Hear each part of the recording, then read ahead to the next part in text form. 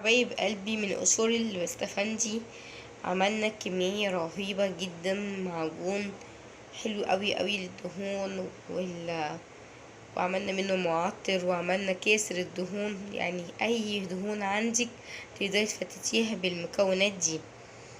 تابعي معانا الفيديو للاخر، بجد حاجة رهيبة جدا. عملنا كذا مكون، وكل مكون منهم ليه اكتر واكتر من استخدام.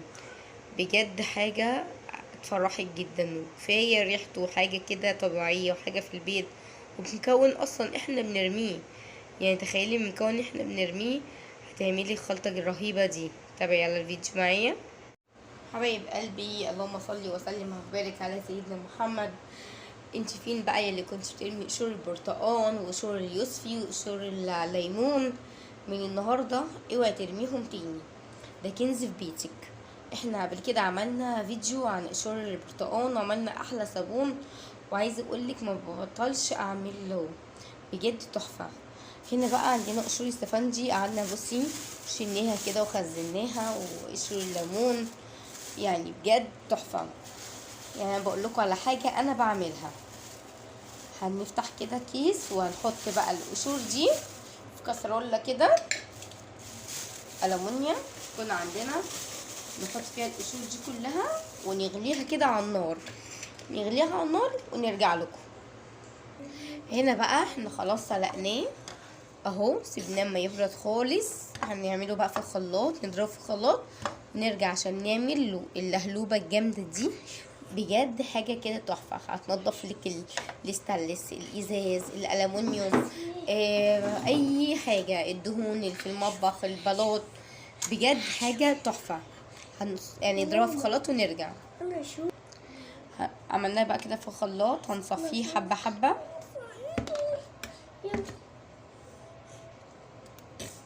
هنصفيه كده ماشي، عشان احنا عايزين الجزء السائل ده بس. هنخلص كده كل الكمية ونرجع لكم. بصوا بقى يا حبايبي، احنا كده صفيناه وبقى تمام التمام. هنا جبنا بخاخة فاضية تمام.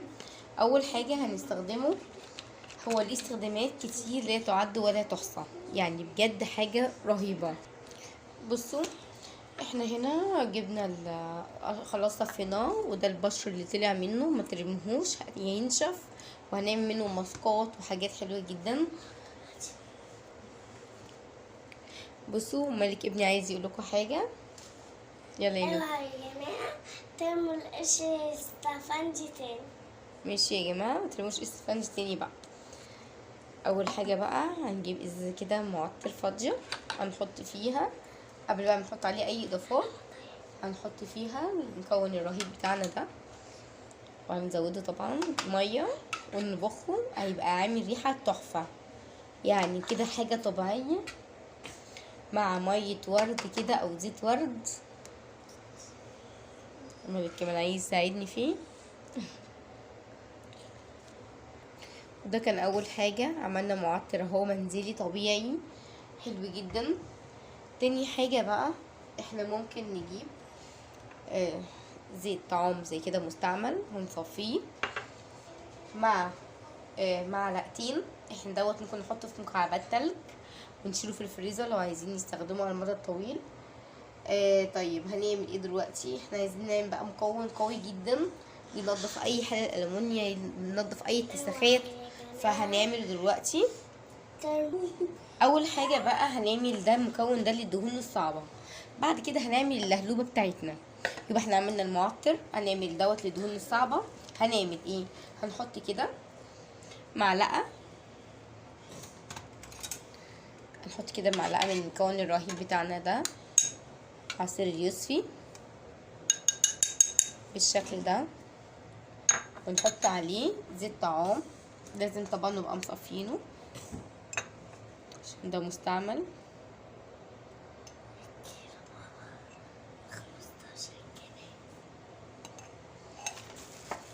ونحط عليه ملح خشن بالشكل ده. طب الملح ايه وظيفته؟ الملح ده بيفتت الدهون. وهنحط كمان سكر. السكر ده بيزود الرغوة، بيخليه رطب على الايد. اهو السكر. وايه كمان هنحط معلقة خل، ده كده في حدود معلقة خل. وهنقلب كل المكونات دي مع بعض مع الصابون طبعا اللي احنا عملناه، صابون فيري. شايفين تحفة ازاي؟ نقلب بقى كل المكونات دي ونشوف هنعمل ايه. نقلب كده، هيبدأ بقى يتجانسوا مع بعض. جيبيلي اصعب دهون عندك بالمكون الرهيب ده، كربوناتو. محطناش احنا كربوناتو، هنحط كمان كربوناتو. يبقى احنا حطينا ملح، سكر، كربوناتو، ملح خشن، العصير اليوسفي، كل ده مع بعض كده بجد رهيب. هيعمل بقى فوم كده، بصوا فوم رهيب ده كده. احفظيه في علبة بجد ودايلي. بصي دلوقتي لو عايزة تجربي، طبعا احنا عاملين حاجات كتير للتنظيف. خلينا البراد يرجع المحروق، عملنا عيوني بوتاجاز، كل ده هنزله لكم في حرف الاي وفي الوصف.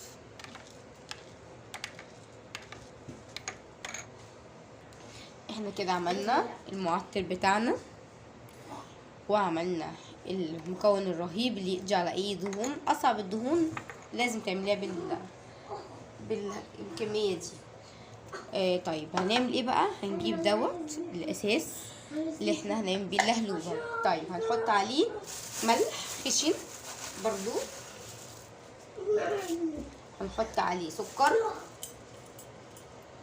بس هنا بنزود الكمية لان الكمية هنا اكتر. وهنحط عليه كربوناتو كمية وفيرة اهو. وهنحط نشا. النشا دي لنعومة الايد بقى وتخلي القوام يتماسك. وكل ده بقى يروح على النار يتقلب كده تقليبه حلوه والقوام يبقى كريمي خالص، وفضيه بقى في العلبه الرهيبه بتاعتك. انت كده عملتي اللهلوبه بمكونات طبيعيه، مكونات كلها تنظيف. وطبعا ما ننساش البيكنج باودر برضو، ما هي معلقه واحده. فبجد حاجه رهيبه. هنروح بقى على النار نحط الحاجه ونرجع نوريكم المكون بتاعنا عامل ازاي. بصوا احنا خلاص عملناه على النار. بصوا المكون بتاعنا لسه كمان هيتقل، والنشا بقى بتاعتنا تخليه المكون ناعم جدا. كمان انا هجربه لكم. احنا هنحط بقى كده، هنفضي بقى المكون بتاعنا اهو. بصوا ما شاء الله عمل كمية حلوة قوي. هننزل بقى الكمية دي وهنسيب حبة بقى نجرب فيها ايه المكون في الحلة الكسرولة اللي معانا. هنغسلها قدامكم بالمكون الرهيب ده. ده بقى ازاز لماعي، مواعين، دهون، اي حاجة، شيني، الحيطان، سيراميك المطبخ، سيراميك الحمام، قعدة الحمام، الحواض. بصي لهلوبة بجد رهيب اهو. احنا كده عملنا اللهلوبة بتاعتنا، والبواقي دي احنا مش هنغسلها على طول كده، لا احنا هنصبن بيها. وشوفوا اللمعان، شايفين من بره اكيد مطفية اهو، شايفين مطفية ازاي؟ مش بتلمع قوي، شايفين؟ بصوا بقى اللمعان بتاعها هيبقى عامل ازاي دلوقتي. بجد لازم تجربوه اهو. يبقى احنا كده عملنا اللهلوبة، عملنا مكون كاسر الدهون، عملنا المعطر. هو هنا ليه استخدامات كتير جدا جدا. وهنروح بقى كده على الحوض ونجرب ونغسل معانا الكسرولة بتاعتنا. هنغسل كده السلكة بتاعتنا وهنرمي شوية من المكون، والباقي بقى هنجيب كده بالسلكة اهو اهو كده اهو. شايفين الرغوه؟ بصي حاجه كده رهيبه. طيب بقى ندعك كده ونشوف.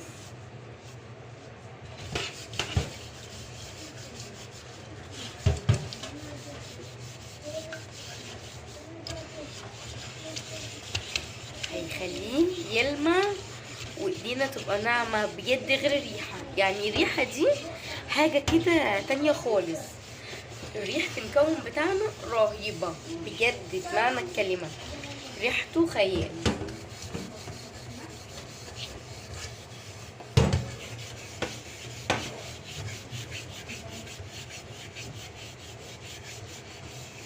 بصوا احنا ولا حطينا صابون ولا اي حاجه اهو. بصوا هينضف معانا، ما غيرتش ولا وقفنا ولا عملنا اي حاجه. هنشطف بقى كده اهو. شايفين اللمعان عامل ازاي؟ دي بس كده هتتعمل اهي اهي. بصوا تحفه بجد.